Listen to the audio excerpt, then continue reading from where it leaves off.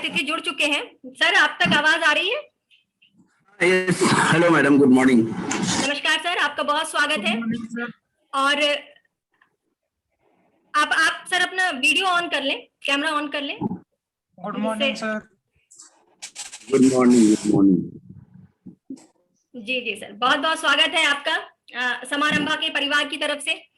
और हम बहुत आभारी हैं, बहुत कृतज्ञ हैं कि आपने हमारे लिए अपना अमूल्य समय, जो इस त्रासदी में आपका समय इतना ही महत्वपूर्ण है, उस समय में आपने हमें समय दिया, तो निश्चित रूप से हम बहुत आभारी हैं आपके। और इस समय इस वेबिनार में उपस्थित सभी लोगों की तरफ से मैं आपको प्रणाम प्रेषित करती हूँ। Thank you madam, thank you, नमस्ते।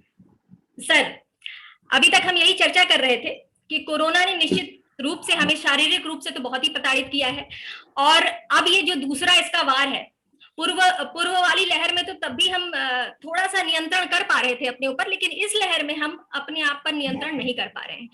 हमने बहुत सारे ऐसे केसेस देखे और ऐसी घटनाएं सुनने में आई, और निश्चय ही प्रत्येक व्यक्ति, मैं ये नहीं कहूंगी कि वो किसी वर्ग का हो या कहीं कोई गरीब हो या कुछ, बहुत समृद्ध से समृद्ध व्यक्ति, बहुत गरीब से गरीब व्यक्ति, चाहे वो छात्र हो, चाहे वो व्यवसायी हो, चाहे वो महिला हो, चाहे वो पुरुष हो, चाहे वो बच्चा हो, मतलब प्रत्येक वर्ग का प्रत्येक व्यक्ति मानसिक आघातों को झेल रहा है।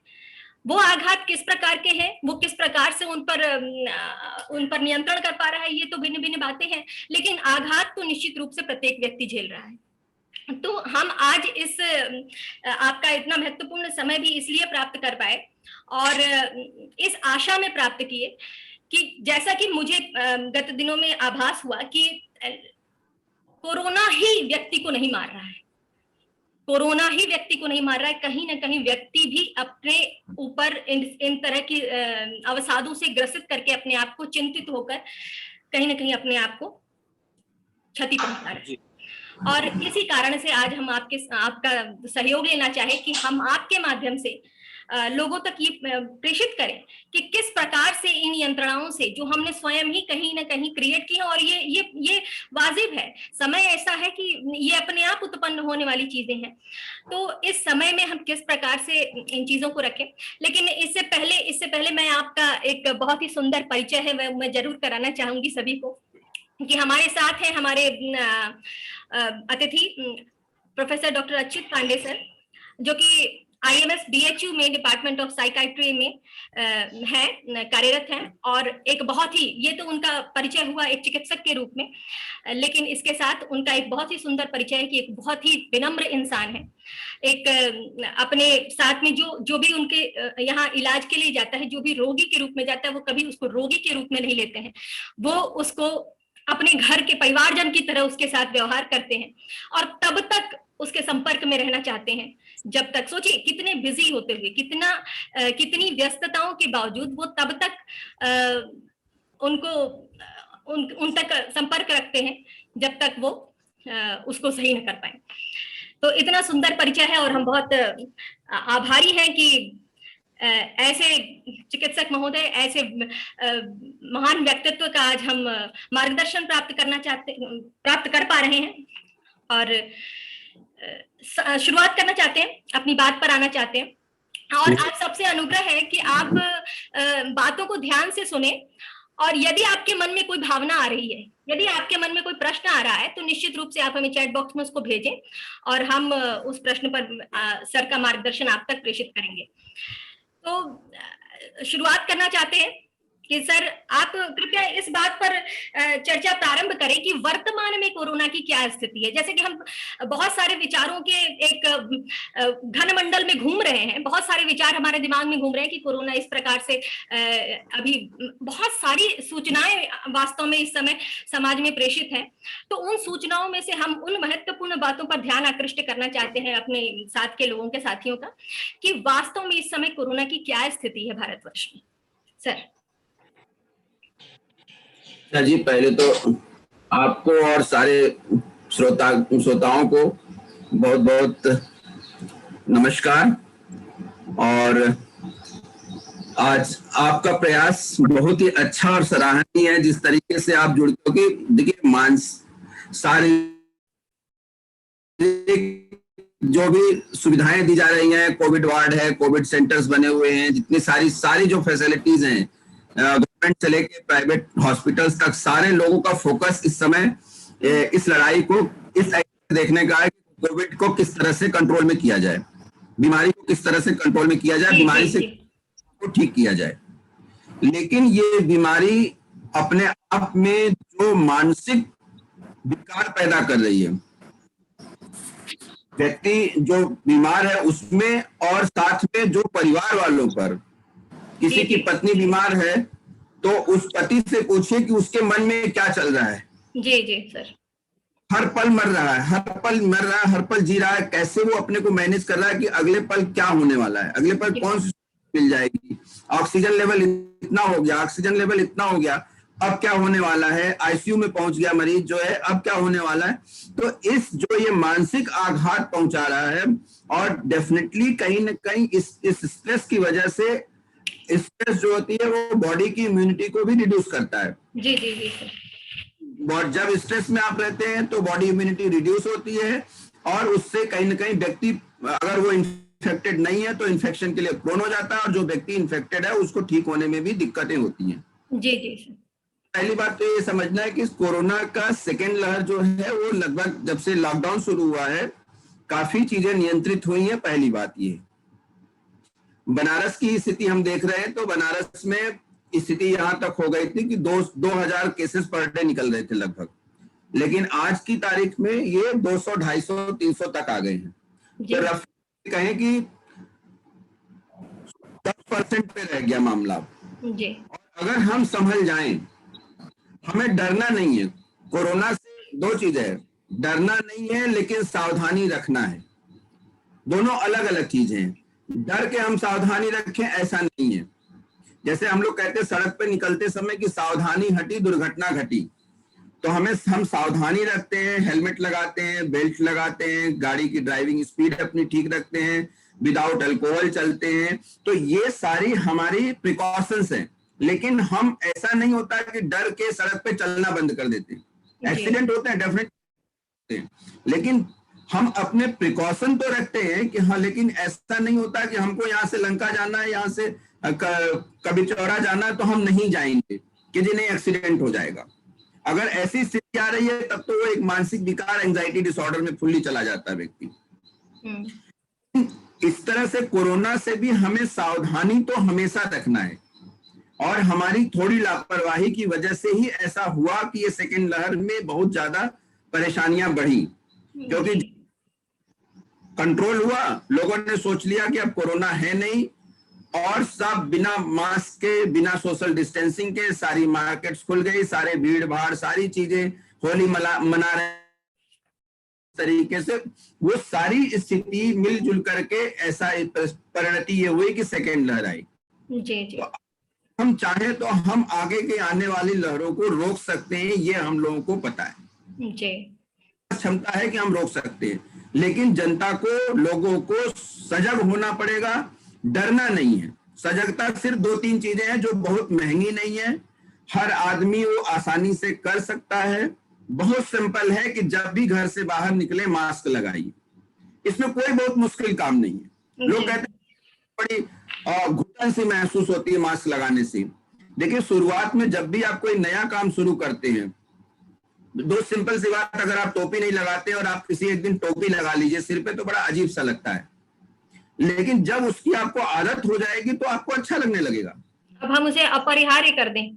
अब जिस प्रकार से हम वस्त्र धारण करते हैं उस प्रकार से हमें मास्क भी धारण करना वही, जैसे आप वस्त्र धारण करते हैं, जैसे एकदम ये समझ लीजिए कि जैसे घर से निकलते समय हम अपने वस्त्र अच्छे से धारण करके निकलते हैं। घर में हम भले लोअर बनियान में रहते हैं, लेकिन हम घर से बाहर जब निकलते हैं तो हमेशा टी शर्ट, पैंट, जीन्स कुछ तो डाल के निकलते हैं कि नहीं निकलते हैं? जी जी। तो उसी तरीके से इसको अनिवार्य बना लेना अपने जीवन का हिस्सा कि इस समय जब तक की स्थिति पूर्णतः कंट्रोल पूरे विश्व में नहीं हो जाती जी, वरन पूरे विश्व में पूरी तरह से ये खत्म नहीं हो जाता, तब तक हमें ये इस स्थिति का पालन करना पड़ेगा कि हमें मास्क लगाना है, मास्क लगाना है, मास्क लगाना है, इसको नहीं भूलना है।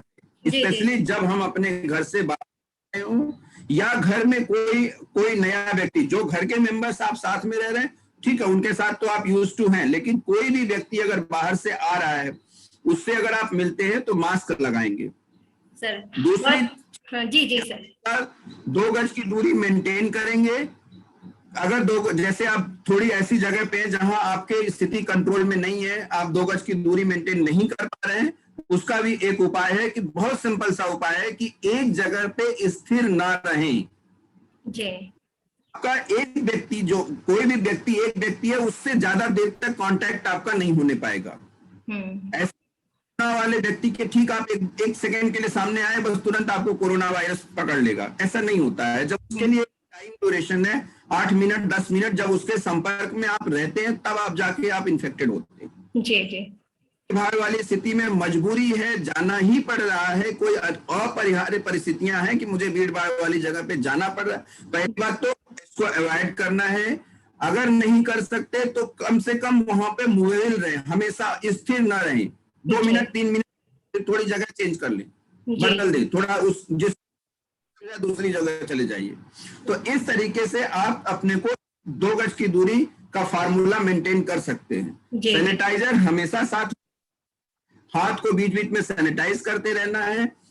और वैक्सीनेशन के प्रति बहुत सारी भ्रांतियां बहुत सारे तरीके से लोगों में फैलाई गई, लेकिन मैं दावे के साथ कहना चाह रहा हूं कि हमारे यहाँ बनारस हिंदू यूनिवर्सिटी की हम बात केवल करें तो यहाँ पर इतने सारे लोगों को वैक्सीनेशन हुआ, हजारों हजार लोगों को, लेकिन आज तक की कोई भी कैजुअलिटी, किसी भी तरह की कोई अपंगता वैक्सीनेशन की वजह से नहीं देखने को मिला हम लोगों को। सर इसमें ये जानना चाहते हैं कि क्या वैक्सीन इस बात का प्रमाण है कि उस व्यक्ति को कोरोना नहीं होगा दोबारा?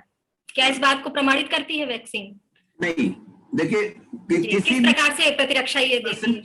जी 100% प्रमाणित नहीं कर सकता कि ये चीज आप करेंगे तो आपको कोरोना नहीं होगा। हमने कहा ना कॉम्बिनेशन, जी हम लोग एक दवा से कहते भाई एक दवा खाने से ही ठीक हो जाएगा, ऐसा नहीं। अगर दर्द है तो दर्द वाली भी दवा लेनी पड़ेगी, बुखार है तो बुखार भी लेनी पड़ेगी, उसके साथ एंटीबायोटिक भी लेनी पड़ेगी, उसके साथ विटामिन भी लेना पड़ेगा, तब आप कंप्लीटली ठीक होंगे। उसी तरह से ये जो 4 चीजें कॉम्बिनेशन में बताई जा रही हैं, सोशल डिस्टेंस, मास्क और वैक्सीनेशन, ये चीजें जब तक आप कॉम्बिनेशन में नहीं करेंगे तब तक आप नहीं हो पाएंगे।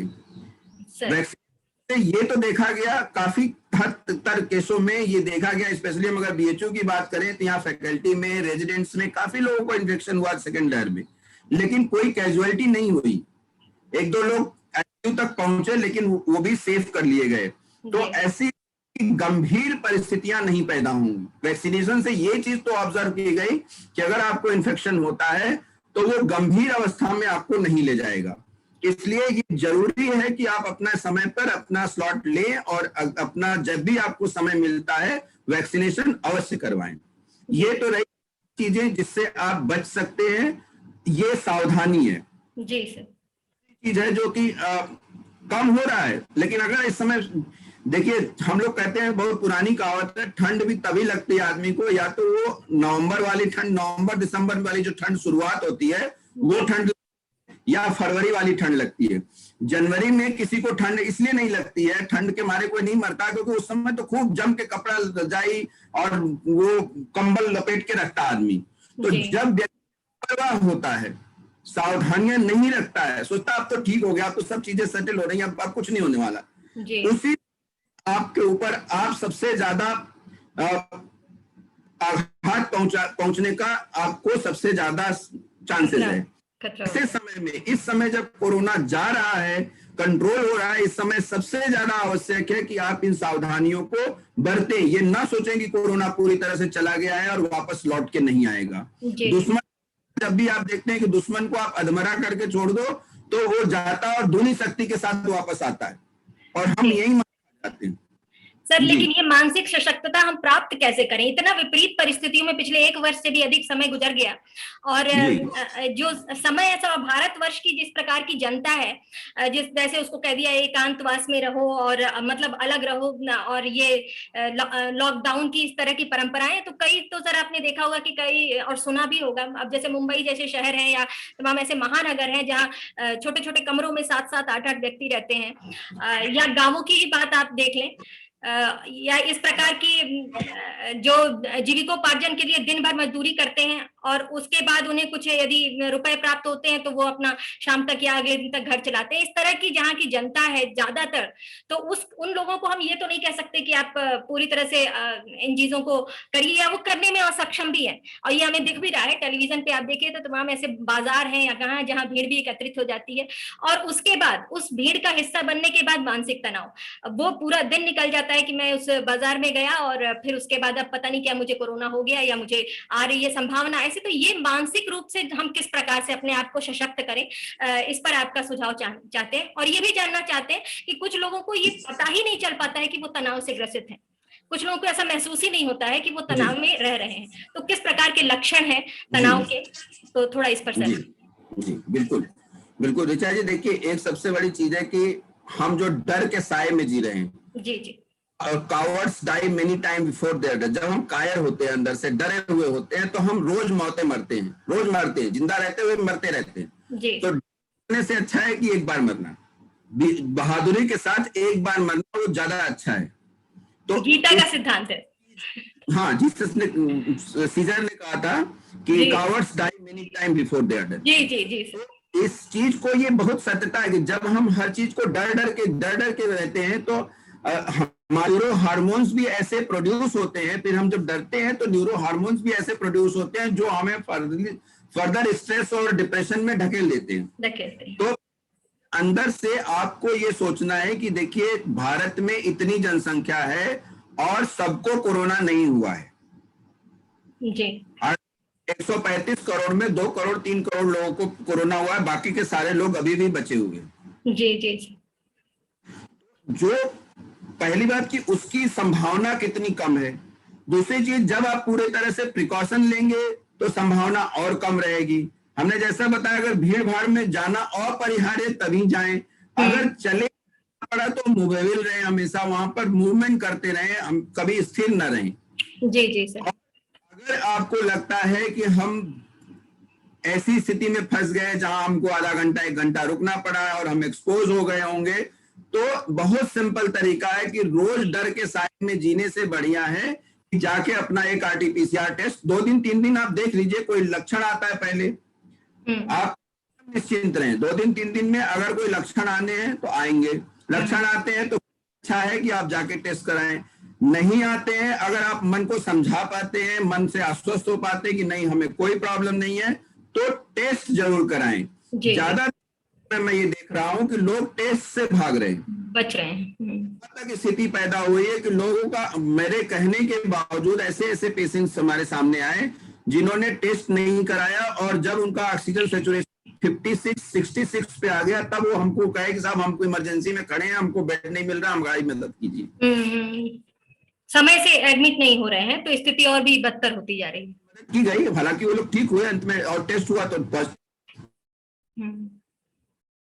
मतलब कुछ भी हो जाए, हमको एड्स भी कोई कह दे एड्स हो गया वो ठीक है, लेकिन कोरोना हो गया वो ना कोई कहे हमको। कोरोना ऐसा कोई, इसके साथ कोई ऐसा स्टिग्मा नहीं कि आपने कोई पाप कर दिया हो आपको कोरोना हो गया। कोरोना होना कोई पाप नहीं है। कोरोना तो जब पूरे सिस्टम में पैंडेमिक फैला हुआ है, वायरस इतने सारे लोगों में रेप्लिकेट कर रहा है, तो वो कहीं से भी आपके पास आ सकता है। तो कोरोना हो जाने से आप कोई अपराधी या कोई गलत व्यक्ति नहीं हो गए, ये बात सबसे ज्यादा अहम है, हर किसी को समझना है। लोग छुपाने में कि आखिरी दम तक यही कोशिश करते हैं कि ये बात हो जाए कि भैया इनको निमोनिया हो गया लेकिन इनको कोरोना नहीं हुआ है। सर किस प्रकार हम पहचानेंगे कि वो तनाव को हम किस प्रकार से व्यक्ति में पहचानेंगे? जी, तनाव तो सबसे, अगर वही विचार बार बार आपके मन में आ रहा है कि हम वहां भीड़ में गए थे, पता नहीं हुआ नहीं हुआ, मन व्यथित रह रहा है, आपका मन एक ही विचार पे बार बार मत रहा, आपको ना खाना है ना पानी अच्छा लग रहा है, टीवी में अगर कोई अपने मनपसंद पिक्चर भी आप देख रहे हैं वो भी नहीं अच्छा लग रहा है आपको, केवल एक ही विचार के प्रति दिमाग केवल वहीं चला जा रहा है, बार बार उसी कोरोना पे जा रहा है। तो आप अलर्ट हो जाएं। आप और सोर्सेज से ये समझने की कोशिश कर रहे हैं कि हमको कोरोना तो नहीं हुआ, हो जाइए कि आप कोरोना को लेकर तनावग्रस्त हैं। और इससे ज्यादा अहम रोल हमारी मीडिया का भी है। मीडिया हाईलाइट कर रही है बीमारियों को कि इस वजह से आम आदमी उन बीमार, जैसे हम लोगों को जब कहा जाता था, हम लोग थर्ड ईयर में जब पहली बार क्लिनिक में जाते थे, तो जब तमाम तरह की बीमारियां के बारे में पहली बार पढ़ाई होती थी, तो हर तरह की बीमारी हम लोग अपने में ढूंढने लगते थे। जी। और स्टूडेंट के साथ नहीं है ये, हमें हर स्टूडेंट्स के साथ, ज्यादातर स्टूडेंट्स के साथ, और हर बैच में होता है, इसीलिए उसका नाम रख दिया गया थर्ड ईयर सिंड्रोम। तो उसी तरह आम पब्लिक में जब इस तरीके से बीमारियों को हाईलाइट करके बताया जा रहा है कि अब एक और ब्लैक फंगस आ गया, अब आदमी ढूंढ रहा है, कोरोना से तो बच गया, अब ब्लैक फंगस ढूंढना शुरू कर दे रहा है कि मेरी आंखों में कहीं दर्द तो नहीं हो रहा है। और साइकी की इतनी मजबूत है, ये जान लीजिए कि मनोदशा का इतना ज्यादा प्रभाव पड़ता है व्यक्ति के शरीर पे, क्योंकि मन और शरीर अलग अलग नहीं है। मन जैसा सोचता है वैसे न्यूरो हार्मोन्स हमारे अंदर पैदा होते हैं और वैसी चीजें हमको महसूस होने लगती है। आपने सोचा मेरी आंखों में दर्द है, 1 घंटे बाद देखिए आपकी आंखों में दर्द महसूस होने लगेगा। जी जी सर, जी सर। तो ये इस तरीके की जो हाईलाइट करके इन चीजों को, आइडियली मीडिया का रोल ये होना चाहिए कि प्रिवेंटिव, कैसे आप बचें से, कैसे बचें, क्या क्या करें जिससे आप बच पाएं, ये तो बताना ज्यादा लाजमी है। क्या करें क्या ना करें, लेकिन लक्षणों को ज्यादा हाईलाइट करना, उनकी दवाओं को ज्यादा हाईलाइट करना और ये बताना कि दवाएं मिल नहीं रही हैं, ये सब चीजें मिल करके इतना सारा तनाव व्यक्ति में फैल रहा है कि भैया अगर ये हो गया तो दवाई भी नहीं मिलेगी, ये हो भी नहीं मिलेगा, ये हो गया तो मुझे ये रेमडेसिविर इंजेक्शन नहीं मिलेगा। जबकि सरकार हर प्रयास कर रही है और पूरी तरीके से उसने प्रयास किया है कि हर किसी को ऑक्सीजन मिल जाए। बीएचओ में मैं दावे के साथ कह सकता हूं कि कभी ऐसी परिस्थिति नहीं थी कि जबकि ऑक्सीजन न रहा हो एक दिन भी। जी, रेमडेसिविर की सप्लाई गवर्नमेंट की तरफ से कंटिन्यूअस बनी रही और जिन मरीजों को आवश्यकता थी उनको मिलता रहा। तो हम कि भाई ऑक्सीजन नहीं मिल रहा, अब ह्यू क्राई क्या है कि लोग सिलेंडर ले लेके वहां घूम रहे हैं सड़क पे, तो सड़क पे लगाने का तो कोई रोल ही नहीं है। आइडियली कहा गया कि 94 से जब आपका ऑक्सीजन सेचुरेशन कम आ जाए, आप अगर हो भी गया कोरोना तो घबराएं नहीं, डरे नहीं, होम आइसोलेशन का पालन करें और आइसोलेशन में रहते हुए भी ऑनलाइन मीडिया, जो सोशल मीडिया से सभी से जुड़े रहें। ये नहीं, आइसोलेशन का ये मतलब नहीं कि अकेले चुपचाप बैठ के अपने आप में घुटना मतना शुरू कर दे, कतई नहीं। ये सोशल मीडिया का पॉजिटिव रोल लीजिए। सोशल मीडिया इतना पॉजिटिव रोल अदा कर, जिसे आज हम लोग बात कर रहे हैं सोशल मीडिया के जरिए कर रहे हैं, जो तो हम सब इकट्ठा हो सकते हैं। सोशल मीडिया बहुत अच्छा पॉजिटिव रोल कर सकता है, बशर्ते वही बात है कि किसी भी चीज को हम कैसे इस्तेमाल करें, जिम्मेदार हमें होना पड़ेगा। जी, तो आप अगर आपको लग रहा है तनाव है तो आप अपने दोस्तों से बात करिए। आप पहले अपने अंदर की पहचानिए कि हम टेंशन में हैं, और नहीं भी टेंशन में है, कुछ भी विचार अगर मन में आ रहा, भ्रामक लग रहा है कि भाई इससे परेशानी हो रही है, तो आप तुरंत अपने दोस्तों से बात करिए। कंसल्टिंग फिजिशियन अगर आपके फैमिली फिजिशियन है उनसे फोन पे बात कर लीजिए, वीडियो कॉल पे बात कर लीजिए। वो आपकी बात सुन करके आपको कंसोल कर देंगे कि नहीं जी ये चीजें बीमारी का हिस्सा है, ये चीजें बीमारी का हिस्सा नहीं है। और हम तो नजदीक से गुजर रहे हैं, ऐसे बहुत सारे रिलेटिव्स, बहुत सारे फ्रेंड्स, बहुत सारे लोग जो जुड़े हुए हैं, वो सीधे फोन करते हैं कि सर ये हमको हो रहा है, हमको क्या प्रॉब्लम है, क्या हमको हो गया, सर कुछ लोग काउंसिल कर दीजिए। जी सर, कुछ लोग इसमें इस तनाव को दूर करने के लिए, जैसा कि पिछले दिनों में दूरदर्शन पे भी दिखाया और चैनल और सामाजिक माध्यम से भी हमें पता चला कि कुछ लोग मद्यपान, धूम्रपान, तंबाकू सेवन, इस प्रकार की चीजों से इस तनाव को कम करने का प्रयास करते हैं। तो ये कहाँ तक उचित है, अनुचित है, या किस स्तर तक उचित है? क्या किसी स्तर तक हम तनाव को कम कर पाते हैं? मैं स्ट्रिक्टली और साफ शब्दों में कह रहा हूं कि, और मैं साइंटिफिक एविडेंस दे सकता हूं कि इन चीजों का तनाव कम करने में कोई रोल नहीं है, बल्कि ये सब चीजें तनाव को बढ़ाती हैं। अल्कोहल, चाहे निकोटीन, चाहे कैनबिस, ये सारी चीजें एंग्जोजेनिक होती हैं, एंजाइटी और डिप्रेशन को इंक्रीज करती हैं। क्या होता है कि जब आप इन चीजों को, ये डिप्रेसिव होती हैं तो आपके ब्रेन को सुस्त कर देती हैं, तो आपको लगता है कि हम रिलैक्स हो गए, लेकिन आप रिलैक्स नहीं, बेसिकली वो आपका ब्रेन केवल सुस्त हो जाता है। तो उसके बाद धीरे धीरे क्या होता है कि वो आपको अपने जकड़ में ले लेते हैं, आदी बना देते हैं, फिर आप उसके बिना रह नहीं पाते, और फिर आपको एंजाइटी, तनाव, चिंता, बहुत सारी चीजें, सब चीजें छोड़ करके आपका नॉर्मल जो एंजॉयमेंट है वो हट जाता है, बाकी आप केवल नशे में ही लत हो जाते हैं। तो तो हम स्पष्ट शब्दों में कहेंगे कि नहीं, आपको नशे का सहारा नहीं लेना है, बल्कि आपको अपने दोस्तों का, अपने फैमिली फिजिशियंस का, अपने फैमिली मेंबर्स का, इनका सहारा लेना है तनाव की स्थिति में। एक बात पे और विमर्श चाहते हैं सर कि बहुत सारे नुस्खे व्हाट्सएप पर और फेसबुक पे, तमाम तरह के नुस्खे, कभी अजवाइन को गठरी में बना के रख लो या कुछ इस प्रकार के बहुत सारे नुस्खे कोरोना के खिलाफ चल रहे हैं, गतिमान है। और उसमें जो बहुत ज्यादा प्रचलित है वो है भाप लेना या गिलोय का काढ़ा, या ये क्या इनसे कुछ फायदा होता है, और यदि होता भी है तो इसका कितना सेवन करें या क्या करें, कुछ थोड़ा इस पर आप सर मार्गदर्शन करें। मैडम देखिए, एक चीज बहुत पुरानी कहावत है, अति सर्वत्र बरजइत। जी जी सर। भला न बोलना, अत की भली न चूप, अत का भला न बरसना, अत की भली न धूप।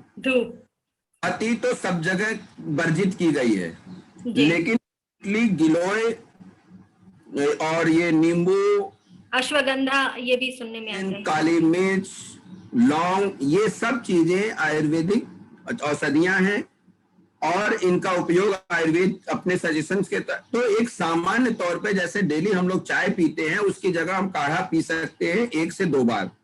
इन चीजों को बना के उसमें गुड़ और अपनी मात्रा अनुसार गुड़ और नींबू डाल के स्वाद भी लगेगा, चाय की थोड़ी पत्ती भी डाल दीजिए तो उससे भी टेस्ट भी आएगा, और चाय की तरह उसको पी सकते हैं, कोई उसमें नुकसान नहीं है। और भाप की क्या है सर? भाप की करेंगे आप 10 बार काढ़ा ही पी रहे हैं तो फिर वो तो नुकसान करेगा। जी जी। 1-2 बार से ज्यादा पीनी है तब फिर किसी आयुर्वेदिक विशेषज्ञ से राय लेकर ही पीना है। जी। कई तरह के काढ़े भी मार्केट में आ गए हैं सर, बाजार में बहुत तरह के काढ़े भी हैं, तो उनका सेवन आप सबसे बढ़िया है कि होममेड काढ़ा यूज करिए, जो आप गिलोय और इससे बनाते हैं, लौंग इलायची, जो कि शुद्ध है, आपको मालूम है कि हम इसमें क्या डाल रहे हैं। बाजार के काढ़े हैं उसमें क्या पड़ा है ये तो हमें पता भी नहीं है, किस लेवल से उसको बनाया गया है, कितना उसमें प्योरिटी है, ये पता भी नहीं है। और ये सब जो चीजें हैं बड़ी सिंपल चीजें, घर में हर घर में मसाले यूज होते हैं। इंडिया के हम ये नहीं मानते कि किसी घर में मसाला यूज नहीं होता। लौंग, इलायची या काली मिर्च ये तनाव से भी मुक्त करते हैं काफी हद तक। जैसे चाय ही हमने पी ली 1 कप मसाले वाली, तो कहीं न कहीं तनाव पर भी हम, तो मैं क्या कहता हूँ, डेफिनेटली ये मसाले आपके घर में है, नींबू आपके घर में है, गिलोय की लकड़ी आसानी से मिल जाने वाली चीज है, क्योंकि अमरबेल इसका नाम ही है, अमरबेल। ये जहां फैलती है बहुत फैलती है, और खूब सारी लकड़ी आप आराम से ला करके 10-10, 15-15 दिन को यूज कर सकते हैं रख करके। और तो इसलिए ये सबसे उचित है कि आप स्वयं अपनी सीधे अपनी चीजें जो हमें मालूम है प्योरिटीज में, उसका इस्तेमाल कि जो है आप बाजारू काढ़े पर इस्तेमाल करें। बाजार का काढ़ा तभी इस्तेमाल करना है जब किसी आयुर्वेदिक विशेषज्ञ ने रिकमेंड कर रखा हो, उसको आप के साथ ही उसकी क्योंकि हर औषधि ठीक है फायदेमंद होती है, लेकिन उसकी डोज के हिसाब से अगर आप ज्यादा इस तरीके से आपको हर दवा के डोज के हिसाब से ही लेना है। जी सर। जी सर, मैं बीच में सर थोड़ा सा क्षमा चाहती हूँ, आग्रह करती हूँ जो भी सदस्यगण हमसे जुड़े हुए हैं, यदि उनके मन में भी कोई दुविधा है या कोई प्रश्न है तो वो चैट बॉक्स में लिख सकते हैं, या वो स्वयं भी पूछना चाहते हैं तो चैट बॉक्स में बता सकते हैं कि वो अपने प्रश्न को किस प्रकार से रखना चाहेंगे। यदि कोई प्रश्न है तो आप पूछें। सर, और एक मैं काढ़े के साथ साथ एक भाप के विषय में भी पूछना चाह रही थी कि भाप के विषय में भी कई भ्रांतियां हैं या वास्तविकता है, ये जानना चाह रही थी कि क्या भाप कितनी बार लिया जाए या ये वो चीज छूट गई मेरी। जी जी। स्टीम का देखिए रोल मैडम ये होता है कि जो हमारे अंदर नाक से अंदर छिद्र छोटे छोटे हैं, जिसमें साइनसेस के जो छिद्र होते हैं, वो धूल से या बाहरी जो है एलर्जन वगैरह की वजह से ये बंद हो जाते हैं, तो उसमें सिक्रीशंस इकट्ठा होने लगता है, फिर उसमें इन्फेक्शन के चांसेस बढ़ जाते हैं। तो रेगुलर अगर आप हल्की भाप, लेकिन बहुत ज्यादा तेज भाप नहीं होनी चाहिए जो जला गले को या नाक की झिल्लियों को जला देगा, तो वो उसका असर बुरा प्रभाव पड़ेगा। तो हल्की टीम आपको अगर 1 या मैक्सिमम 2 बार सुबह शाम इस नहीं लेनी है। एक बार अगर दिन भर में ले लें, शाम को अगर दिन भर के बाद शाम को 1 बार स्टीम ले लिया, वो भी हल्की स्टीम, वो उससे कोई नुकसान नहीं है, लेकिन सॉफ्ट होनी चाहिए स्टीम, बहुत ज्यादा तेज नहीं होनी चाहिए, बहुत ज्यादा वाली नहीं होनी चाहिए। अगर जलाने वाली होगी तो उससे नाक की जो जिसको झिल्लियां होती है, इसको हम लोग म्यूकोसा बोलते हैं, म्यूकोसा लाइन अगर जल गई तो उसके अलग कॉम्प्लिकेशन हो जाएंगे, फिर वहां बैक्टीरियल ग्रोथ होने लगेगी, वहां सारे इन्फेक्शन होने लगेंगे, वो एक अपनी समस्या पैदा करेगा। तो भाप एक संतुलित, मैंने कहा ना कि हर चीज में संतुलित मात्रा, बैलेंस पे पूरा हम लोगों का जीवन टिका हुआ है, बैलेंस नहीं। सर एक और बात ये आ रही है, हमारे एक साथी पूछ भी रहे हैं इसी विषय में कि बच्चों में जो आने वाले बात आ रही है कि आने वाली लहर बच्चों को बहुत प्रभावित करेगी, जिस और ऐसा तंत्र है सूचनाओं का, सभी घर में रह रहे हैं और टीवी सबके सामने खुली, तो बच्चों में भी एक तनाव देखा जा रहा है कि वो ये सोच रहे हैं कि अरे आने वाली लहर तो हमारी है, हमारे खिलाफ है। तो बच्चे भी तनावग्रस्त हो रहे हैं, और चूंकि 1 वर्ष से अधिक समय हो गया विद्यालय गए, तो बच्चों की मानसिक अवस्था भी अब बहुत सक्रिय नहीं रह गई, वो कहीं ना कहीं एक्टिव होते जा रहे हैं घर के अंदर। तो उनके मानसिक संबल के लिए सर क्या किया जाए? मैडम देखिए, हम ये सजेस्ट करना चाहे, आप लोग तो टीचिंग से जुड़े हुए हैं, ये सजेस्ट, जैसे बच्चों की पढ़ाई ऑनलाइन हो रही है, वैसे बच्चों के कुछ संगीत के कार्यक्रम, कुछ उनके वगैरह, कुछ इस तरह ऑनलाइन अरेंज किया जाना चाहिए, ताकि बच्चे को वो एंजॉयमेंट अपने दोस्तों से भी, क्योंकि जो ऑनलाइन टीचिंग होती है वो उसमें केवल टीचर दिखते हैं और वो बच्चा अपने सामने रहता है। जूम पे भी अगर आप बात करें तो बस बच्चा डायरेक्टली अपने टीचर से इंटरेक्ट कर सकता है, दूसरे बच्चों से हो पा रहा उसका। तो पहली चीज तो ऐसी वीकली एक्टिविटी प्लान की जानी चाहिए, हर स्कूल को प्लान करना चाहिए, जिसमें कि कोई म्यूजिक है, एक्स्ट्रा करिकुलर एक्टिविटीज के लिए एक दिन रख दिया जाए पूरी तरीके से, कि भाई उस दिन केवल यही कार्यक्रम होंगे। कुछ प्ले कोई तैयार करे, 2-3 बच्चे मिलके, जैसे आपने देखा होगा पूरे विश्व के लोगों ने मिलकर डिफरेंट वाद्य यंत्र बजाए, सबने देखा, बहुत अच्छा लगा था वो। तरीके की एक्टिविटीज स्कूलों में प्लान हो सकती है, जिसको बच्चे एंजॉय कर सकते हैं और अपने फ्रेंड्स से जुड़े हुआ महसूस कर सकते हैं। जी सुनिधि जी हैं हमारे साथ। जी सर, जी सर। थर्ड लहर में जो बच्चों की है, देखिए उसमें भी हमें अपने बच्चों को मजबूत बनाना इस बात के लिए कि देखो ऐसा है कि जैसे सब में कोरोना हो सकता है, तो बच्चों में भी हो सकता है, कोई बड़ी बात तो नहीं है, भी उनका वैसे ही है, बच्चों में भी। तो सावधानी और प्रिकॉशन बच्चों के लिए भी वही है, और इसीलिए देखिए तेजी से ये हुआ, गवर्नमेंट ने भी किया है कि उन्होंने डीजीसीआई ने दे दिया परमिशन वैक्सीन के ट्रायल के लिए भी, और हमें लगता है, उम्मीद पूरी है हम लोगों को कि 2 से 3 महीने में बच्चों में वैक्सीनेशन के लिए भी परमिशन मिल जाएगी। जी सर बहुत वैक्सीनेशन भी उसी तरह से हम दे पाएंगे। उसके साथ साथ बाकी जितने प्रिकॉशंस हैं बच्चों को लेना है। बच्चे खास तौर से प्रिकॉशन नहीं लेते, इस बात के लिए माँ बाप को उनको ट्रेन करना पड़ेगा कि भैया अगर तुम जब भी बाहर निकलो, ये बहुत सावधानी, जैसे अपने कपड़े पहन के निकल रहे हो, टाई लगा के निकल रहे हो, बेल्ट लगा के निकल रहे हो, अगर टाई बेल्ट के बिना अगर टीचर्स डांटते हैं तो उनको मास्क के बिना भी डांटना पड़ेगा। उनके ऊपर थोड़ा सख्ती इस बात के लिए की जानी पड़ेगी कि भैया ऐसा, और स्कूल की टाइमिंग कम हो। अगर जब खुलता भी, जैसे मान लीजिए कोविड कंट्रोल हो जाता है और स्कूल खुलते भी हैं, तो लोग टोटल एकदम नॉर्मल शुरू कर दें। ऐसा नहीं करना है कि बल्कि अभी तो 2 घंटे 3, क्योंकि बच्चों को फिर आप टिफिन करने को बोलोगे, बच्चों को पानी पीना होगा, वो मास्क हटाएंगे, उनको प्रॉब्लम्स होंगी। तो 3 घंटे का स्कूल या 2 घंटे का स्टार्ट करते हैं, जब 2 घंटे में जो थोड़ी बहुत इंटरेक्शन हो गया, वो एक्टिविटीज हो गई, बाकी की स्कूलिंग आप ऑनलाइन जैसे चला रहे हैं चलाते रहिए। तो दोनों मोड एक्सेप्ट करना पड़ेगा। हो क्या रहा है, पहली लहर खत्म होने के बाद सारे स्कूलों को, कोचिंग को हमने देखा कि उन्होंने सीधे ऑफलाइन मोड में आ गए, टोटल ऑनलाइन मोड कर दिया। तो दिस शुड नॉट हैपन। दोनों मोड का संतुलित बैलेंस लेके अगर चलेंगे तो बच्चे थोड़ा स्कूल को भी एंजॉय कर सकेंगे, उसकी फिजिकल एक्टिविटीज और जो भी चीजें हैं वो इंटरेक्शन सामने से भी हो पाएगा, और साइमल्टेनियस उनका ऑफलाइन स्कूलिंग भी चलती रहेगी, सो दैट होगा उनके कोर्स कंप्लीट हो पाएंगे। तो ताकि उनको भी डर नहीं रहेगा कि 2 ही घंटे का स्कूल चल रहा है तो हमारे कोर्स कैसे कंप्लीट होंगे। जी हमें एक भिन्न वातावरण में जीने की आदत बनानी होगी। प्रशासन और शिक्षक और अभिभावक सभी को मिलकर एक ऐसा वातावरण तैयार करना होगा। प्लान इस बात का चार्ट आउट करना है कि ऑफलाइन, अब ऑनलाइन को हम लोग पूरी तरह से डिलीट नहीं कर सकते। जो अब न्यू एरा है, इसमें ऑनलाइन का जो एरा है, बहुत सारे अब देखिए यूनिवर्सिटीज वगैरह में तो ऑनलाइन कोर्सेज ही शुरू कर दिए गए हैं, और वो पूरी तरह से ऑनलाइन कोर्सेज हैं। आप ऑनलाइन अपना रजिस्ट्रेशन कराइए, कोर्स करिए, एग्जाम दीजिए और आप डिग्री लीजिए। तो अब ये ऑनलाइन, क्योंकि ये सुविधा भी है, हम यहाँ बनारस में बैठे हैं, हमें दिल्ली से कोई कोर्स करना, हम कर सकते हैं आसानी से। जी तो it also a beneficial thing. तो अब ऑनलाइन और ऑफलाइन दोनों को हमें मिक्स करके मिक्स प्लेटफॉर्म पे ही एजुकेशन दे तो ज्यादा बेहतर होगा। उससे जी बच्चों का समग्र विकास भी हो सकेगा और हर तरीके से बच्चे तैयार भी रहेंगे आगे की आने वाली पीढ़ी में किसी मुश्किल को हल करने के लिए। जी जी। सुनिधि जी हैं हमारे साथ दिल्ली से, तो ये कुछ प्रश्न रखना चाहती हैं जी आपसे डायरेक्ट, तो आप सुने सर इन्हें। जी सुनिधि जी बताएं। सबसे पहले तो महामना की बगिया की अलुमनाई की ओर से सादर नमस्कार सर को। नमस्कार। नमस्कार, हम भी महामना की बगिया के ही जी। सर मेरा प्रश्न तो बच्चों से रिलेटेड ही था, मैं एक शिक्षिका हूँ, तो अभी आपने उसका बड़ा सुंदर उत्तर दिया।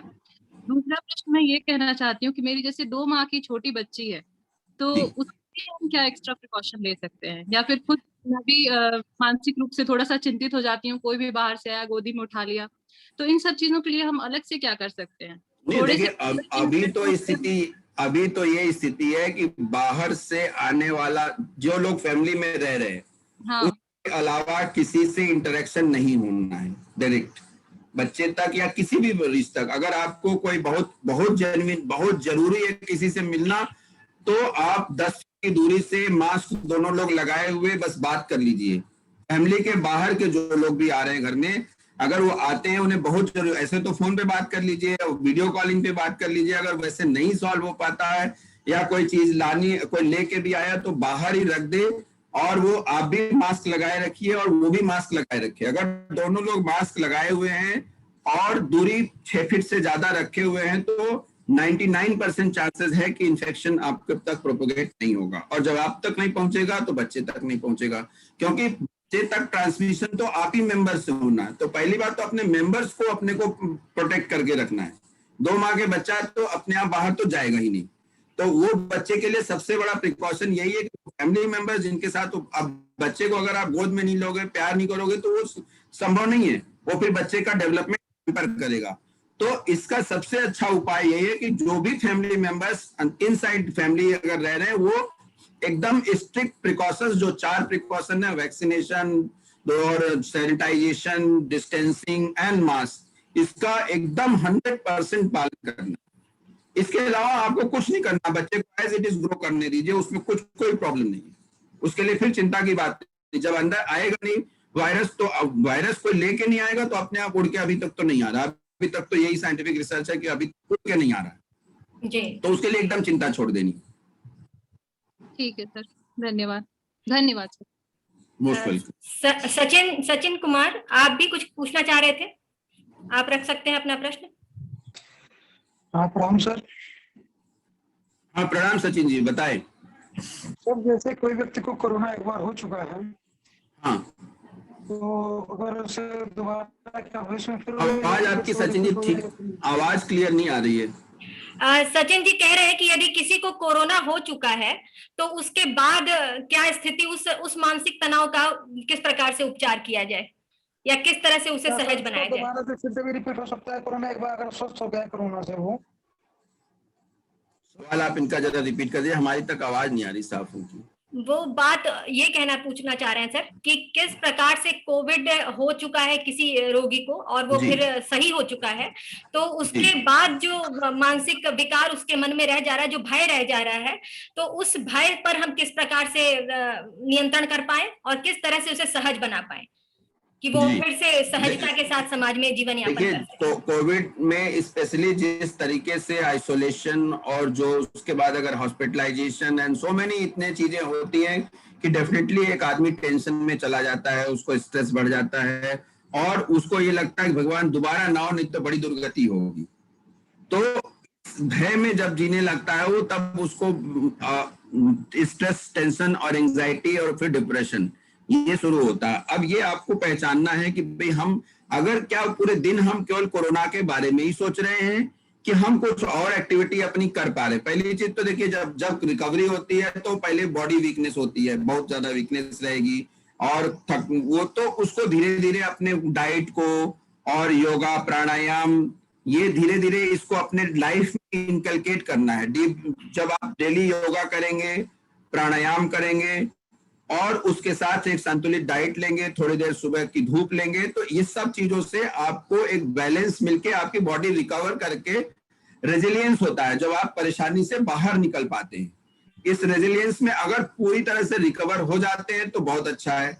अगर नहीं हो पाता, मानसिक कमजोरी बनी हुई है, लग रहा फिर भी हम उसी कोरोना के भय और उसमें ग्रसित हैं, तो एक बार जरूर आप कंसल्टेशन साइकियाट्रिस्ट से कर सकते हैं। वो एसेस करेगा कि क्या आपको किसी दवाओं की जरूरत तो नहीं है, anti depressant, anti anxiety medication की जरूरत तो नहीं है। अगर ऐसी परिस्थिति आती है तो it can be given for short. इस तरह की दवाओं को क्या हम अपने सोच विचार करके और गूगल पे सर्च करके भी क्या इस प्रकार की दवाओं का सेवन करें? बिल्कुल नहीं, इसकी राय हम कदापि नहीं देंगे, क्योंकि देखिए ये तो पहले यही डिसाइड करना कि क्या आपको दवाओं की जरूरत है। ये निर्णय भी बड़ा जुडिशियस होता है, हम लोगों के सामने बहुत ही ये जुडिशियस डिसीजन लेना होता है कि नाउ ये चीजें हम बिहेवियरल मॉडिफिकेशन कर चुके, रिलैक्सेशन करवा चुके, योगा, अपना थेरेपी, बैलेंस डाइट दे चुके, सब चीज करने के बाद भी क्या व्यक्ति उसी अभी भी तनाव में जा रहा है, क्या अभी भी उसी थॉट्स, एक सिंगल थॉट के पीछे घूम रहा है और उसकी सारी एक्टिविटीज बाधित हो गई, तो ये डिसीजन साइकियाट्रिस्ट को ही लेने दीजिए और तब उनके निगरानी में ही इन दवाओं, क्योंकि ये दवाइयां डेफिनेटली सेफ हैं, अच्छी हैं, लेकिन उसका जुडिशियस यूज होना जरूरी है। नहीं तो अनडे आप इसके डिपेंडेंट हो जाएंगे। पता चला किसी ने बेंजोडाइज, किसी ने बता दिया अल्प्राजोलाम खा लो भैया, उससे रिलैक्स हो जाता है, और अल्प्राजोलाम खाएंगे उसके बाद क्या होगा, 11वें दिन अपने आप हाँकना शुरू कर देंगे। तो एकदम स्ट्रिक्टली इस बात के लिए मना कर रहे हैं कि नहीं, अपने आप दवाई मत शुरू करिए, नीम हकीम जान सब इसको मत अपनाइए।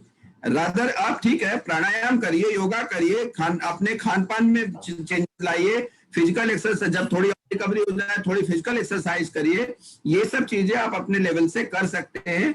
और इवन आजकल तो सारे जो हमारी एजेंसीज हैं, एसोसिएशन है साइकियाट्री के, सेंट्रल जोन हमारा साइकियाट्री का है, दिल्ली साइकियाट्रिक सोसाइटी है और इंडियन साइकियाट्रिक सोसाइटी, इन लोगों ने सारे हेल्पलाइन नंबर्स दे रखे हैं। इस पे सारे साइकियाट्रिस्ट अपने अपने टाइम दे रखा है उन लोगों ने कि भाई हम फ्री ऑफ कास्ट आपकी हेल्प करने को तैयार हैं। वो लोग, कोई उसमें दिक्कत नहीं है। आप वीडियो कॉल से, टेलीफोनिक, मोबाइल फोन से, मैसेज से आप बात कर सकते हैं, उनसे राय अपनी ले सकते हैं। तो इसमें हिच किस बात का, डर किस बात है, क्या उसके साइकियाट्रिस्ट को फोन करने में इतना हिच क्यों है? सर बहुत सुंदर बात बताई किसी भी तरीके से आप प्रोफेशनल हेल्प लेने में कोई परेशानी नहीं है। सर एक और प्रश्न है, बस अंतिम प्रश्न है ये हमारे कोश में। अनुपम कौशल जी हैं, ये मुंबई से, कुछ रखना चाहते हैं आपके सामने। अनुपम जी, स्वागत है आपका। जी अच्युत जी, नमस्कार। नमस्कार नमस्कार जी, सवाल ये था कि पहले कहा गया कि प्लाज्मा से ट्रीटमेंट हो रहा है कोविड पेशेंट का, और काफी सारे जो सामाजिक संस्थाएं हैं उन्होंने काफी अपने तरफ से कोशिश की जो कोविड पेशेंट हैं उनको कन्विंस करने के लिए कि आप प्लाज्मा डोनेट कीजिए जी, और उस तरह से काफी सारे लोगों ने डोनेट भी किया। उसके बाद अभी चर्चा में आया कि नहीं, इसको आईसीएमआर ने अपने सजेशन से, गाइडलाइन से निकाल दिया है। तो अभी ये चिकित्सा इस तरह की देनी सही है या बिल्कुल स्टॉप हो जाना चाहिए, ये नहीं होना चाहिए? देखिए, इस बात के लिए मैं यही कहूंगा कि ये निर्णय चिकित्सकों पे रहे, पहली बात, और दूसरी तो गाइडलाइन से निकाला गया है तो बिना किसी साइंटिफिक रिसर्च के नहीं निकाला गया है।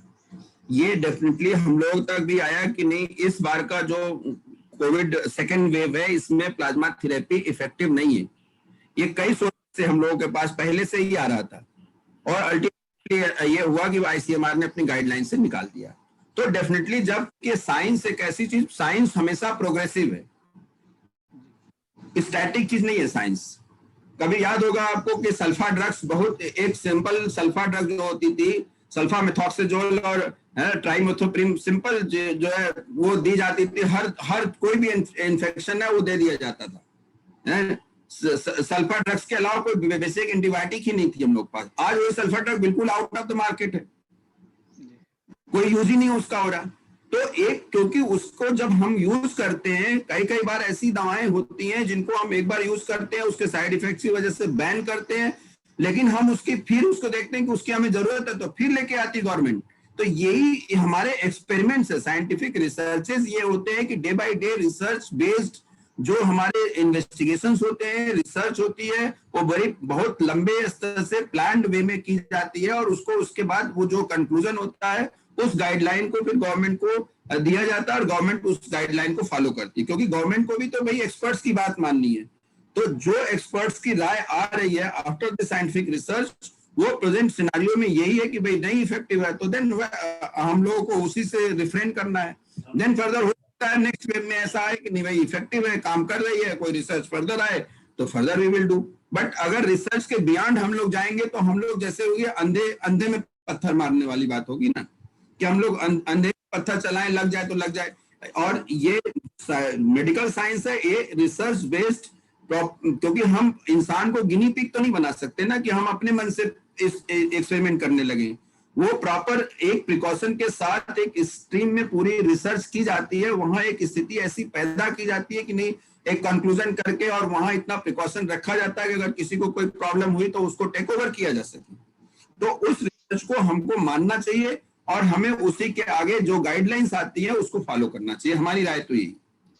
जी, एक और सवाल था जी। अभी जो लोग कोविड जिनको हो चुका है, पॉजिटिव हो चुके हैं, ठीक हो गए हैं, अभी लोग एक आध महीने के अंदर अपना ब्लड टेस्ट करवा लेते हैं और उनका क्रिएटिन है या लीवर का जो टेस्ट है, वो सब यदि वैल्यूज ठीक ठाक आ जाते हैं तो वो निश्चिंत हो जाते हैं कि मुझे इसका कोई साइड इफेक्ट नहीं हुआ है। अभी ये पूरी तरह से एक महीने बाद यदि हमने कोई रिपोर्ट निकाली है और मुझे पता है कि मेरे सारे जो वाइटल ऑर्गन्स हैं वो ठीक तरह से काम कर रहे हैं, बाद में जाकर के कोई लॉन्ग टर्म इसका कोई साइड इफेक्ट ऐसा हो सकता है? देखिए, कोविड-19 है वायरस, जितना पब्लिक के लिए नया है उतना ही डॉक्टर्स के लिए भी नया है। एक बात बहुत क्लियर है कि हम लोग भी सब रिसर्च बेस्ड इस पे डे बाय डे रिसर्चेस हो रही हैं, नई नई चीजें समझ में आ रही हैं, जितनी चीजें आ रही हैं, लेकिन जनता को ये सीधे सीधे ये पैनिक नहीं करना है कि लॉन्ग टर्म में हमारा, अब लॉन्ग टर्म में किडनी खराब होगी कि नहीं, लिवर खराब होगा कि नहीं, लेकिन डिप्रेशन जरूर हो जाएगा। अगर आप उसी पे फोकस करते रहेंगे तो डिप्रेशन, टेंशन जरूर हो जाएगा, अपना काम नहीं कर पाएंगे, हंस बोल जो जिंदगी आपके पास है वो भी नहीं जी पाएंगे। तो हमारी राय यही है कि आप अपना हो गए भाई, एक बार ठीक हो गए, कंसल्टेशन ले लिया, ठीक है। और सबसे बड़ा है आपका शरीर। देखिए, अगर लिवर किडनी कुछ गड़बड़ होता है तो आपका शरीर बताता है, कहीं न कहीं आपकी भूख गड़बड़ होगी, कहीं न कहीं आपकी नींद गड़बड़ होगी, कहीं कहीं आपके यूरिनेशन में प्रॉब्लम होगी, आपको कहीं न कहीं पेन सिम्टम्स आएंगे। अगर कोई सिम्टम्स आते हैं, कहीं न कहीं आप जॉन्डिस्ड हो जाएंगे, पीलापन आने, कुछ तो शरीर में परिवर्तन आएगा ना, थोड़ा आए ज्यादा आए, कुछ तो आएगा। ऐसा नहीं है कि घुसेगा घर में और कहीं सेंध का कोई निशान में नहीं दिखेगा, ऐसा नहीं होता है। तो ये लोगों में इस तरह की बात इसलिए आ गई क्योंकि अभी कोविड पॉजिटिव के बाद ये जो अपना रेड फंगस आया,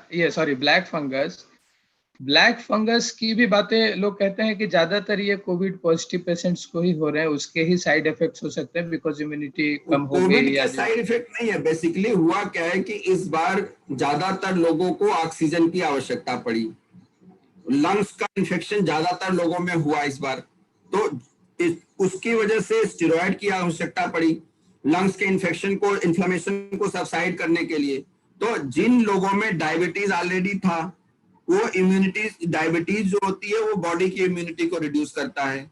दूसरी चीज स्टेरॉइड, वो भी बॉडी की इम्यूनिटी को रिड्यूस करता है।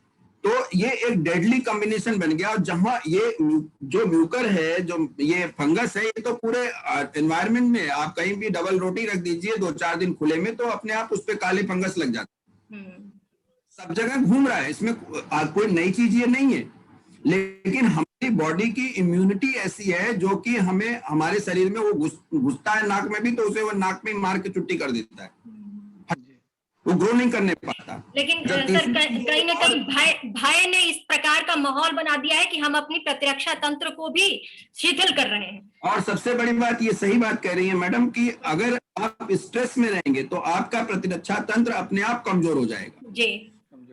जो लोग भी, हमें लग रहा है इसमें कहीं ना कहीं इस चीज का भी रोल है कि जो लोग ज्यादा, ये एक साइंटिफिक स्टडी का विषय हो सकता है कि हम ये स्ट्रेस लेवल देखें कि भाई जिनमें स्ट्रेस लेवल ज्यादा था उनमें म्यूकरमाइकोसिस ज्यादा लोगों में हुई, या जो लोग आराम से हंसते बोलते आराम से रहे उनमें ज्यादा हुई। तो वो एक रिसर्च का विषय हो सकता है, और जब तक इस पे साइंटिफिकली रिसर्च नहीं होती तब तक हम नहीं कह सकते। ये आभासी पटल की एक नकारात्मकता भी है कि इस समय यदि कहें तो फेसबुक या व्हाट्सएप पर सभी जगह चिकित्सक ही चिकित्सक हैं, बिना डिग्री प्राप्त करे बहुत सारे चिकित्सक हमारे साथीगण हो गए हैं। और ये अनायास ही नहीं हुआ है, ये इस वजह से हुआ है क्योंकि वो कहीं ना कहीं भय से आक्रांत हो गए हैं, स्वयं ही बहुत सारा गूगल पे रिसर्च करके और सोच रहे हैं कि बहुत सारी जानकारियां एकत्रित कर लें और खुद ही इलाज करें। कुछ लोगों ने बिना समय मतलब जब स्टेरॉइड लेना उससे बहुत पहले शुरू कर दी, नाम सुन लिया स्टेरॉइड लेनी है जी। का एक रूल है, सेकेंड वीक में ही स्टेरॉइड देने की बात थी। फर्स्ट वीक तो टोटल वायरल रेप्लिकेशन का फेज होता है, उसमें स्टेरॉइड देंगे तो वो निगेटिव रोल करेगा, वायरस को पैदा होने में सहायता करेगा। तो ये इसीलिए कहा जा रहा है कि जुडिशियस डिसीजन होना चाहिए। बहुत सिंपल था कि जो एक प्राइमरी 1 वीक का ट्रीटमेंट दिया गया था होम आइसोलेशन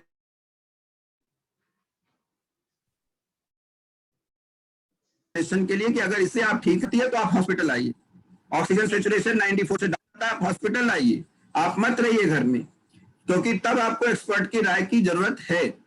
जी सर बहुत अच्छा लगा, आपने बहुत समय दिया और हमारे जितना हमने आपसे समय मांगा था उससे भी कहीं ज्यादा आपने हमें समय दिया।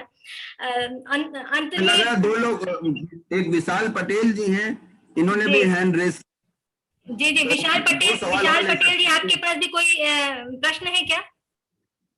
जी good afternoon sir. Good afternoon Vishal ji. मेरा क्वेश्चन ब्लैक फंगस से रिलेटेड था, जो कि सर ने पहले रिपोर्ट किया। जी तो मतलब आप ब्लैक फंगस के विषय में क्या किस प्रकार से उसकी विषय में क्या जानना चाहते हैं कि वो कितना खतरनाक है? डरने की जरूरत नहीं है। देखिए ब्लैक फंगस कोई नई चीज नहीं है, दवाई उसकी तो दवा भी सटीक है। सिर्फ ये कि भाई अगर आपको आप इग्नोर मत करिए, किसी लक्षण जो आए आपके शरीर पे उसको इग्नोर मत करिए, और लक्षणों के बारे में खुद मत सोचिए कि अब मेरे आंख में दर्द होगा, अब मेरी नाक बंद हो गई, अब मेरे को सिर में दर्द होने लगा, ये सब नहीं। लेकिन हाँ, अगर कोई सिम्टम इसके बारे में आप अपना टीवी देखिए, हंसिए, बोलिए, लेकिन फिर भी लग रहा कोई लक्षण आ रहे शरीर में, इग्नोर मत करिए। फिर एक बार एक्सपर्ट लीजिए कि हाँ भाई ये मुझे ये लक्षण आ रहे हैं, आप बताइए कि क्या चीज है ये। वो आप खुद मत सोचिए कि हमें कोई ब्लैक फंगस है। ये ब्लैक फंगस सोचने का काम डॉक्टर का है, वो सोचने दीजिए। एक और भाई साहब ने हैंड रेज किया हुआ है, नाम उनका नहीं दिख रहा है इसलिए मैं बोल नहीं पा रही हूँ। क्या आपके पास भी कोई प्रश्न है? हेलो जी हेलो जी बताएं। आपकी आवाज। मैं ये पूछना चाहता हूँ सर कि अगर कोरोना होने के बाद फिर वैक्सीन कितने दिन के बाद लगाई जाए? अभी जो करंट गाइडलाइंस है, एक बार कोविड आप निगेटिव होने के 3 मंथ्स बाद आपको डोज लेनी है वैक्सीन की। 3 मंथ्स तक तो आपके अंदर वैसे एंटीबॉडीज हैं, तो आपको डरने की जरूरत नहीं। 3 मंथ के बाद 3 मंथ्स पे आपको डोज लेनी है। चाहे आपकी सेकेंड डोज अगर बची है तब भी आप 3 मंथ्स के बाद सेकेंड डोज लीजिए, और अगर फर्स्ट डोज ही लगवानी है तो कोविड निगेटिव के 3 मंथ्स बाद आपको लेनी है फर्स्ट डोज। और किसी के पास यदि कोई प्रश्न है? सरकार समय समय पे प्रॉपर गाइडलाइन जारी कर रही है। जिस तरीके से देखिए, सरकार के लिए भी, साइंटिस्ट के लिए भी, सबके लिए कोविड नया है, तो हर दिन इस पे रिसर्च चल रही है, काम हो रहे हैं, और जैसा साइंटिस्ट लोग फीडबैक देते हैं उसके बेसिस पे सरकार निर्णय लेती है और समय पे गाइडलाइन जारी कर रही है।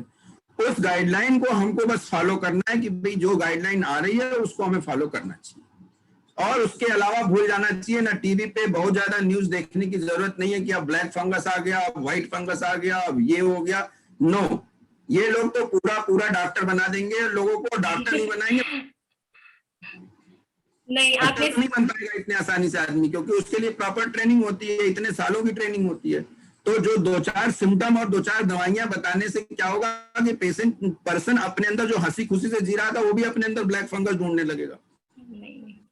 नहीं करना है। आप अपने मनपसंद पिक्चर देखिए, टीवी पे कोई सीरियल देखिए, न्यूज दिन भर में एक आध बार सुन लीजिए कि हाँ देश के क्या हाल हवाल है। ये दिन भर ये लोग न्यूज बेच रहे हैं, उसके चक्कर में मत पड़िए। हमारी ये सिंसियर सलाह है आपको। बहुत बहुत सुंदर सलाह दी आपने हमारे युवा साथियों को।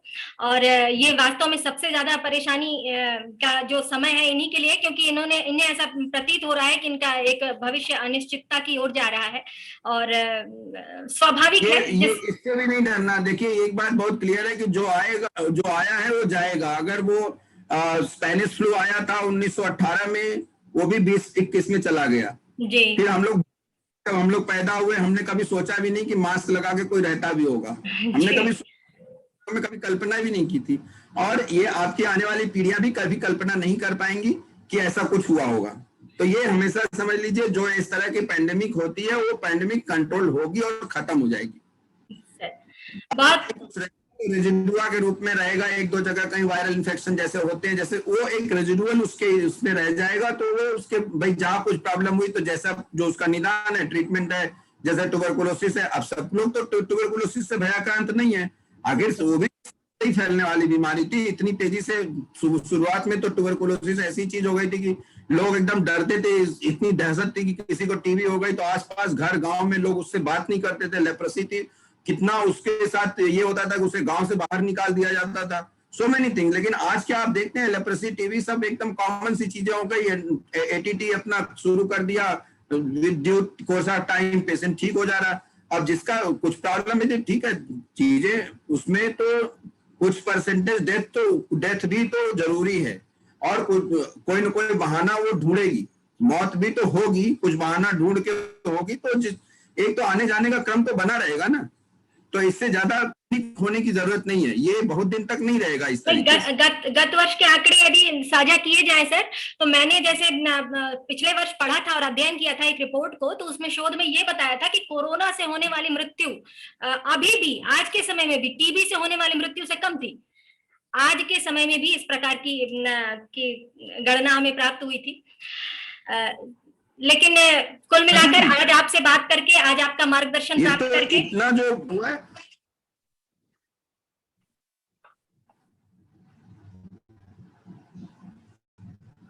हमें आपकी आवाज नहीं मिल पा रही है सर। आपको आ रही है आवाज? हेलो। हाँ आ रही जी जी जी सर, कुछ कह रहे थे आप? हेलो। नहीं। तो मुझे लगता है कि हमारे सभी साथीगण जिन्हें कुछ न कुछ मन में आभास था, उनकी समस्याओं का समाधान भी हुआ और एक बहुत ही सुंदर प्रेरणा भी प्राप्त हुई। और जैसा कि इस पूरी विमर्श से हमें ये निष्कर्ष भी निकला कि कोरोना तो वास्तव में खतरनाक है, एक अदृश्य शत्रु के समान ये सहसा उत्पन्न हुआ, इसका आक्रमण सहसा था और किसी को मौका नहीं मिला। तो जिस प्रकार से एक आम आदमी है, उसी प्रकार एक चिकित्सक था, उसी प्रकार एक वैज्ञानिक था, लेकिन सभी शोध में लग गए और लगातार निरंतर जो प्रयास चल रहे हैं, कुछ न कुछ बदलाव के साथ, परिवर्तन के साथ चीजें हमारे सामने आ रही हैं, सकारात्मक आ रही हैं। इस सोच को मन में बिठा के रखना होगा। और ये लड़ाई सिर्फ चिकित्सक की नहीं है, सिर्फ वैज्ञानिकों की नहीं है, सिर्फ सरकार की नहीं है, सिर्फ प्रशासन की नहीं है, ये हर एक जनमानस की लड़ाई है, विश्व के एक व्यक्ति की लड़ाई है। और इस युद्ध में हम सबको अपना योगदान देना होगा, सबको एक दूसरे का साथ देना होगा। जो भी हमारे साथीगण, पहले तो ये एक मन में भावना लानी होगी कि हमें नकारात्मक संदेशों का कहीं भी कोई प्रेषण नहीं करना होगा। यदि कोई वास्तव में दुर्घटना भी हो रही है तो हम उसे साझा न करें तो बेहतर है, क्योंकि वो हमारे किसी अन्य साथी को शिथिल करेगी जो युद्ध लड़ रहा है कोरोना के खिलाफ। तो ये मेरी एक भावना है जो मैं आप इस मंच के माध्यम से आप तक प्रेषित कर रही थी। और पुनः बहुत आभार सर कि आपका बहुमूल्य समय हमें और बहुमूल्य मार्गदर्शन प्राप्त हुआ। हमारी बहुत सारे मानसिक जो यंत्रणा दे रहे थे प्रश्न, उनको आपने समाधान किया उनका। और आशा है कि ये चर्चा इसी प्रकार चलेगी, आपका पुनः विमर्श प्राप्त होगा। हम तो एक सलाह सभी लोगों को देंगे कि आप लोग जूम प्लेटफॉर्म को एक बार कभी अपने फ्रेंड्स के साथ हंसी मजाक के लिए भी इस प्लेटफॉर्म को यूज करें, केवल ताकि आपका मेंटल हेल्थ बैलेंस रहे। भाई लोगों से नहीं मिल पा रहे हैं, ठीक है, कोई बात नहीं, आज जो लॉकडाउन पे ये चीजें हैं, तो कम से कम इस प्लेटफॉर्म पे सारे लोग जुड़ करके एक अनऑफिशियल चैट जैसा करके, आप हंसी मजाक करके कम से कम अपने को पीस दे सकते हैं, अपने को जुड़ाव महसूस कर सकते हैं। निश्चित रूप से सर, मृत्यु तो आनी है, लेकिन प्रत्येक क्षण क्यों मरा जाए, तो हंस प्रत्येक हंस के क्षण भय हंस से के क्यों रहा भरा जाए ना, जाए। खुश रहा जाए, जब आएगी तो आएगी एक दिन। जी जी जी। तो निश्चित रूप से वो एक अटल सत्य है, लेकिन उसके लिए हम प्रत्येक क्षण मृत्यु के ग्रास न बने, और ये हमारे हाथ में है। तो सर पुनः बहुत आभार प्रकट करते हैं, और आपकी जो आपने अभी अंत में कहा वो समारंभा फाउंडेशन की तरफ से हम एक निश्चित रूप से एक ऐसा कार्यक्रम भी ले आएंगे जो लोगों को हंसा सके और पुनः सामान्य करने में उन्हें सहायता कर सके, और उसमें भी हम आपका योगदान अवश्य लेना चाहेंगे। बिल्कुल मैम, हम लोगों को अच्छा लगेगा। सर बहुत बहुत आभार सर, बहुत बहुत आभार, और निश्चय सभी सदस्यगणों का बहुत बहुत आभार जो हमसे जुड़े और हमारा मनोबल बढ़ाए।